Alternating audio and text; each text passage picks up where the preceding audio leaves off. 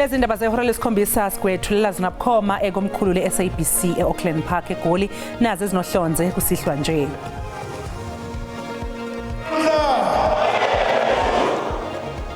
At this point, I call upon the Secretary General to present his organizational report.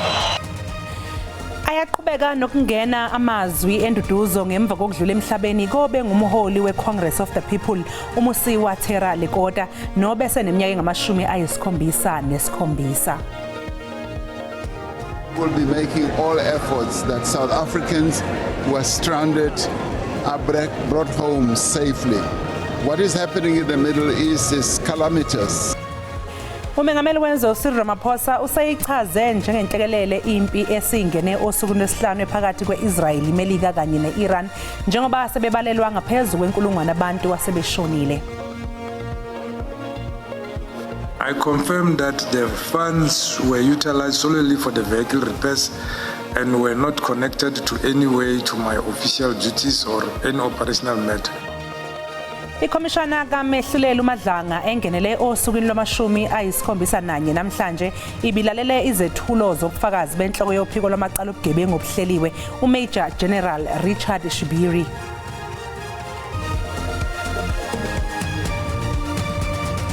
Ngikubingelele mbukeli ngikwamukele indaba zehora lesikhombisa kusifika malani ngonoxolo uMamtshali wakwaMwali ihlabangane limhlophe qwa. Sibakhulu mbukeli kuhlanganyela kanye nathi namhlanje kusihlwa.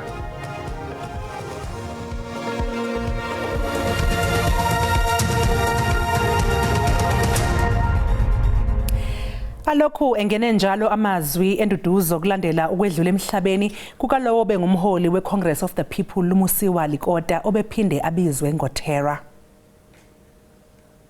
Musiwa Patrick Thera Lekota wakhulela enhlakeni zophiko lwabafundi iSouth African Student Organisation. Ngokuhamba kwesikhathi wayihlanganisa ne-UDF kanye ne-ANC okuyizinhlangano ezayilwisana nohulumeni wobandlululo. Idumela lakhe ku-ANC laqala ukufiphala engqungqutheleni ka-2007 ePolokwane ngesikhathi uJacob Zuma ehlula uThabo Mbeki. uLekota wayethathwa njengowayesohlangothini olwalweseka uMbeki.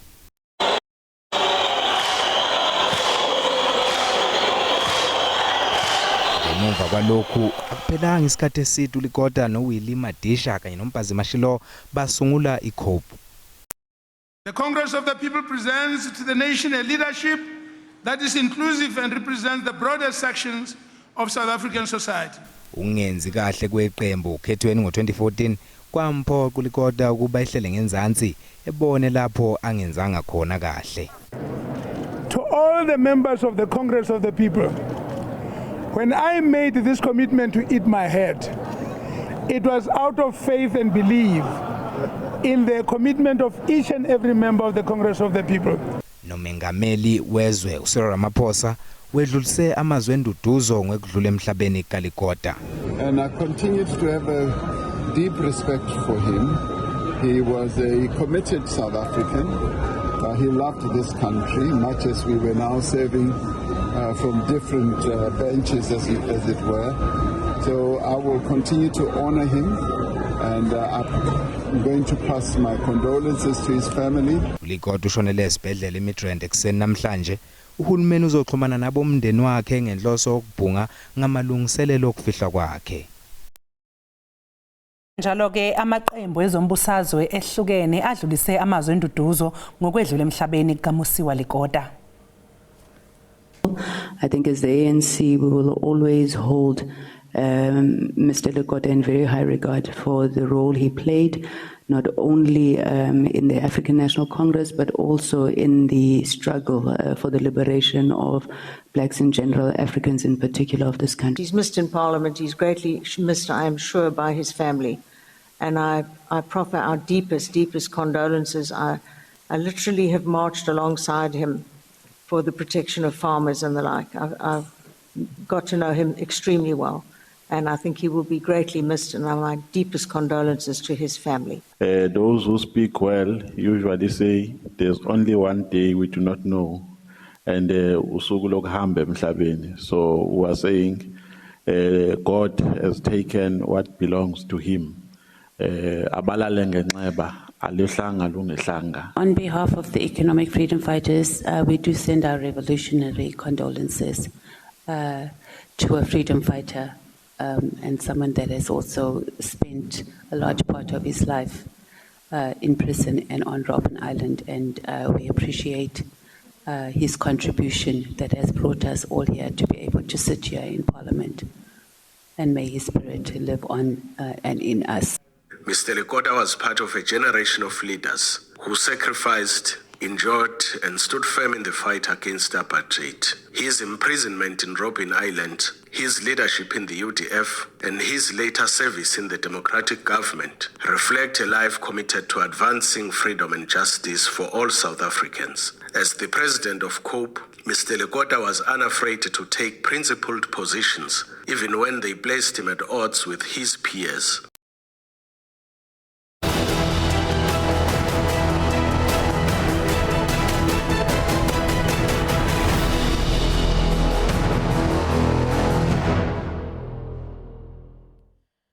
Umengameli wezwe uCyril Ramaphosa useyichaze njengenhlekelele impi esingene osukwini lwesihlanu ephakathi kweIsrael, iMelika kanye neIran njengoba sebebalelwa ngaphezulu kwenkulungwane yasebeshonile. Okwamanje azikho izicelo zokungena emachwebeni akuleli eThekwini okanye eKapa esangenile ezivela ezinkampanini zokuthutha noma kwabanye abasembonini yemikhumbi. Umengameli uCyril Ramaphosa ephawula ngalokhu uthi umhlaba ubhekene nesimo esingesihle okwamanje kanti iNingizimu Afrika ikulungele ukwelula isandla ivulele imikhumbi edinga usizo. Well, in the end, whenever there's turmoil around the world, we always find that we in the South become a safe passage, and we will give safe passage for goods and for ships that can come via our shores. So we are so safe and solid when it comes to that. uRamaphosa uphinde waqinisekisa abantu bakuleli abavaleleke emazweni ase-Middle East namazwe achaphazelwe ilempi ukuthi uhulumeni uzokwenza konke okusemandleni ukuze balandwe. It will obviously require the periods when the airspaces will be open for safe travel, and we will be making all efforts that South Africans who are stranded are brought home safely. What is happening in the Middle East is calamitous. Kusenjalo isikhulu somnyango wezempi eMelika uPete Hegseth uthi kungekudala iIran izophoqeleka kuba ibeke phansi izikhali futhi sekucacile ukuthi iMelika izonqoba. They are toast and they know it. Or at least soon enough they will know it. America is winning decisively, devastatingly, and without mercy. Ngokwezibalo esabikiwe sibengaphezulu kwenkulungwane abantu asebeshonile kulempi esidonse izinsuku ezinhlanu.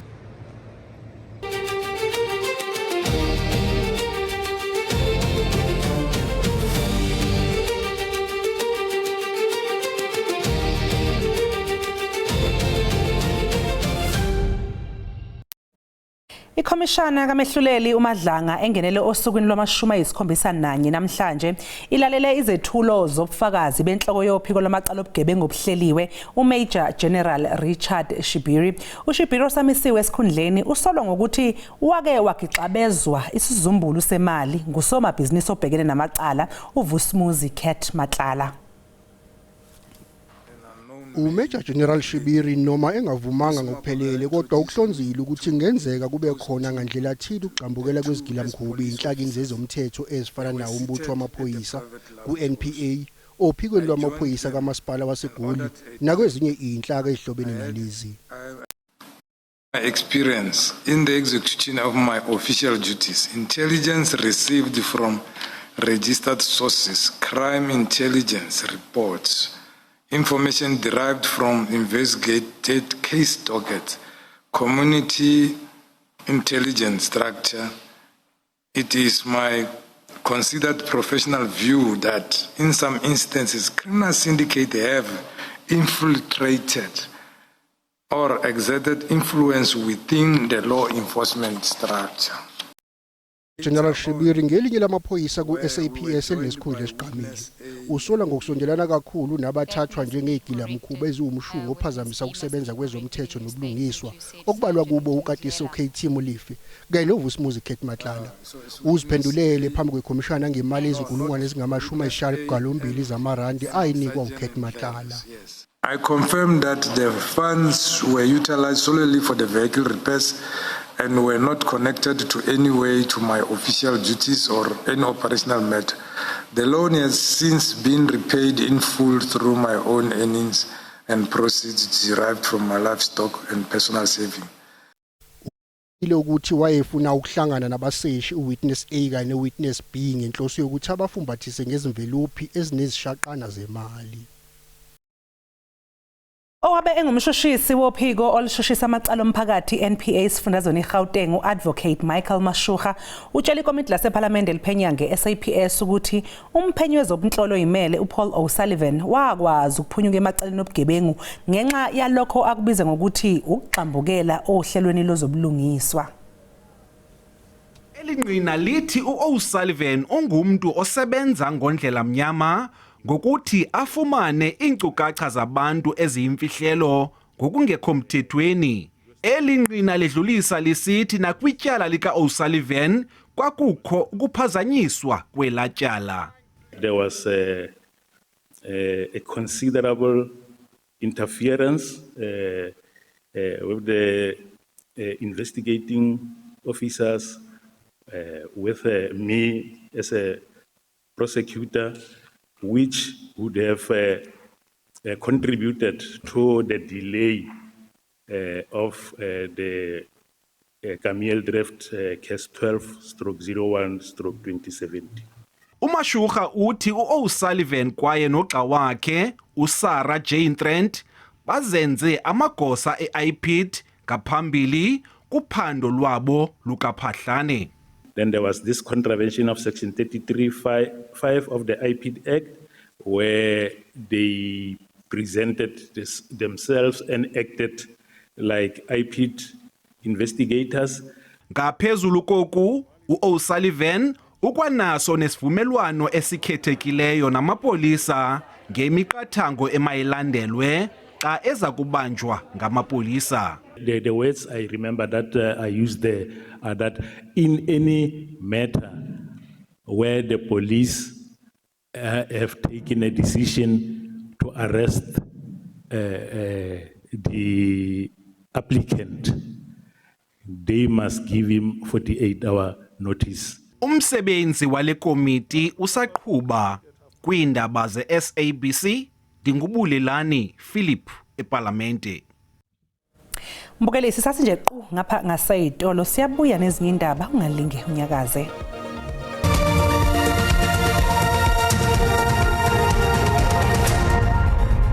Siphinde sikubingelele sikomkele mbukeli uma ngabe usanda kungena. Asikukhumbuzeke ukuthi lezi indaba ziyatholakala ku YouTube kanjalo na ku SABC Plus. Ungena nje ukuze uyicinga amagama athi SABC izindaba. Amaphoyisa KwaZulu-Natal athungatha abasolwa abayisishiyagalombili ngemva kokudunwa kwemoto ethwala imali emgwaqeni N2 eningizimu yeTheku namhlanje kuseni.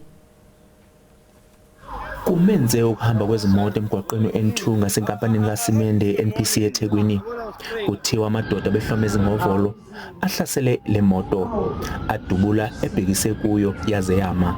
Basebenzise iziqhumane ukuze bakwazi ukungena ngaphakathi. Onogada ababili balimele kulesigameko, oyedwa waphuthunyiswa esibhedlela ngendiza enophephela emhlane. Abasolwa kuthiwa babaleke ngezimoto ezimbili.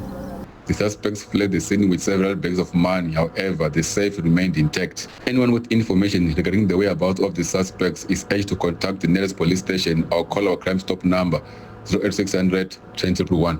NgoMeyi wonyaka odlule kwaba nesigameko esifanayo endawo okwakunabasolwa abayishumi-7.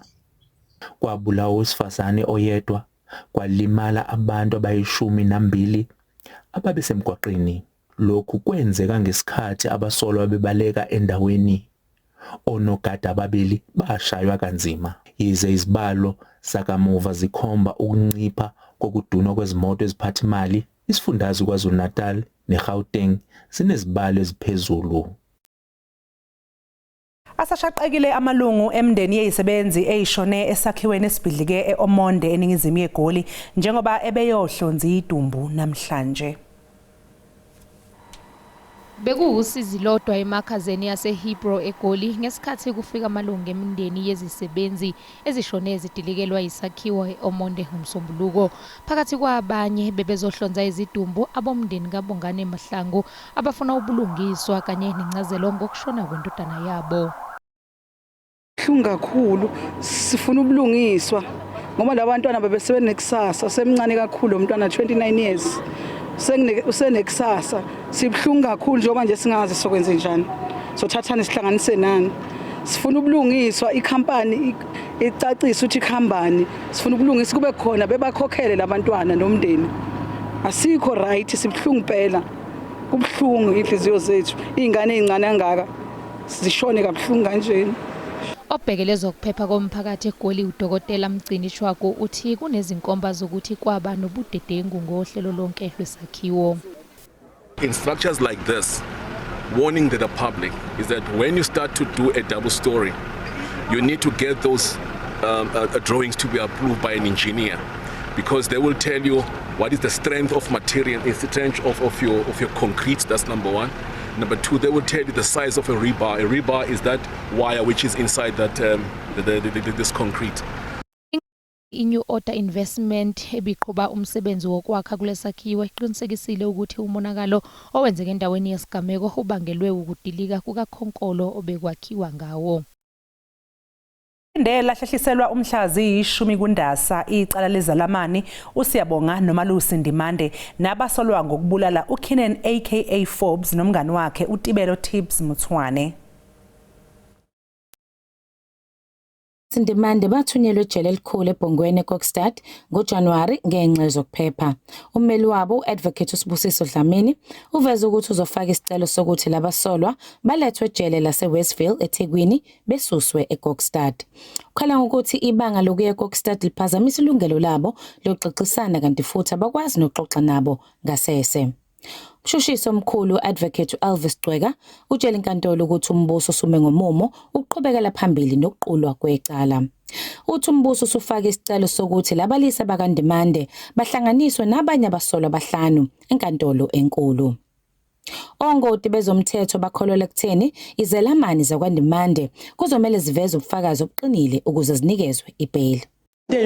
Lesibheke right ukuthi ummeli wabo ucelile inkantolo namhlanje ukuthi basuswe embongweni balethwe eWestville ukuze inkantolo ifikelele kuleso sinqumo ayikwazi ukuvane ithathe kufanele ilalele abaphathi basejele ukuthi bona bathini ngokwezinto sibiza ukuthi ama risk assessments that they have done ukuthi bayiswe embongweni. Isicelo sebail salabo bababili sizolalelwa ngomhla ka-10 kuApril. Kusenjalo ukuqula kwecala labasolwa abahlanu ecaleni lokubulala uAKA lizoqala ngoJune. Laguqa namhlanje icala lokubulawa kukaSenzo Meyi wenkantolo ephakeme ePitoli ukunikeza isikhathi umsolwa wesibili uBongani Ntanzi kanye nommeli wakhe ukuthi babheke ithomba bathi abakaze bayibone. Kwavundululwa izithombe eziningi kumakhalekhukhwini owashaqwa kumsolwa wesibili uBongani Ntanzi. Umshushisi wombuso Advocate George Baloyi ukhombisa uNtanzi isithombe athe sathwetshulwa ngesikhathi uNtanzi esejeleni. It says 2020 0924 and it says time 13:43:21. When Warrant Officer Ndlovu testified, he said these dates are the date and time when the photo was taken. uNtanzi ke simmangaze kakhulu isithombe akhonjiswa sona enkantolo. Lesi sithombe la ngiyaqala ukusibona lapha ekhodi sivezwa lapha lesi nje sokuqala lesi sokuqala ngiyaqala ukusibona. Isibili lesi sithombe lesi bengisekhaya ngamalanga ecorona ngiyeke inwele zami kanje ngamalanga ecorona. Lesi sithombe sa 2020 sale date ebhalweni. Ummeli kaNtanzi Advocate Sipho Ramasipile utshele inkantolo ukuthi lesi sithombe sidalule umbuso namhlanje asiyona ingxenye yobufakazi abanabo ngaphambi kwenkantolo. Sisasiqu eyitolo uma ngabe sibuya sobe sikuphathele umhlahlo wesimo sezulu noThayini Ntshiza.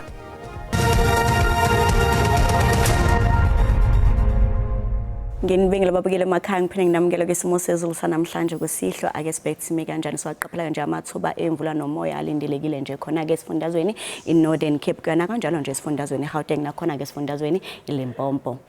Kanti kusasa singayilindela nje imvula khona ke nje esifundazweni iNorthern Cape kanjalo nje esifundazweni iFree State nakhona ke nje esifundazweni iEastern Cape ngasho nje ukuthi singalindela nje amathuba emvula nayo ke inkungu ekhatha phansi khona ke nje kwelikaMthaniya. Kanti ke isixwayiso sethu ke sakusihlwa sime kanje sokulindela ke nje lokuduma kubunobungozi obulindelekile nje khona ke esifundazweni iNorthern Cape kana kanjalo esifundazweni iGauteng. Kanti futhi nakusasa singaphinde futhi kulindele nje ukuduma kunobungozi khona ke nje esifundazweni iNorthern Cape kanjalo esifundazweni iFree State nakhona ke esifundazweni Eastern Cape nakhona nje esifundazweni iKwaZulu Natal.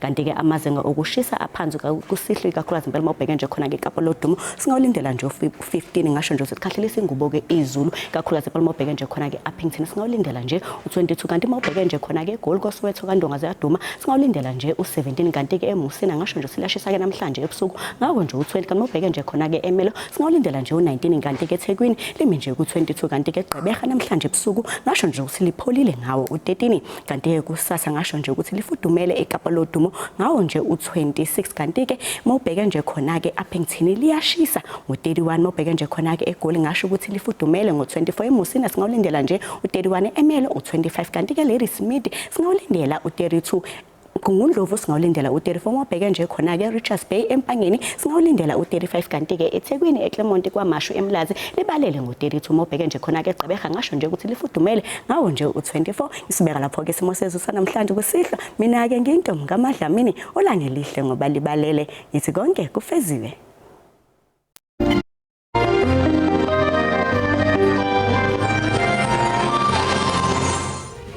Sizibeka lapha ke mbukele bese kuphathele zona namuhla kusasa bakhonoza kwethu neindaba ngolwimi lwesiXhosa ube nobusuku obuhle usale kahle.